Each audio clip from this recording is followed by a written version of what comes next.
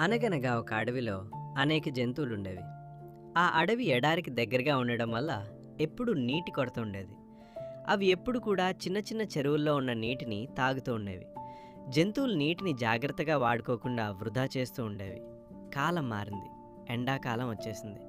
మెల్లగా చెరువులు అన్నీ కూడా ఎండిపోయాయి. జంతువులకి ఏం చేయాలో అంతుపట్టలేదు. జంతువులన్నీ నీరు లేక దాహంతో ఇబ్బంది పడుతుంటే, ఒక ఒంటె మాత్రం ఎలాంటి ఇబ్బంది లేకుండా దాని మూపురల్లో ఉన్న నీటిని తాగి దాహం తీర్చుకునేది. మిగిలిన జంతువులు అన్నీ ఒంటె వద్దకొచ్చి, "నువ్వింత ఎండాకాలంలో కూడా నీరు లేకుండా ఎలా ఉంటున్నావు?" అని అడిగాయి. అప్పుడు ఒంటె, "నేను మీలాగా ఉన్న నీటిని వృధా చేయలేదు. ఇలాంటి సమస్య రాకముందే నేను నీటిని నా మూపురంలో దాచుకున్నాను" అని చెప్పింది.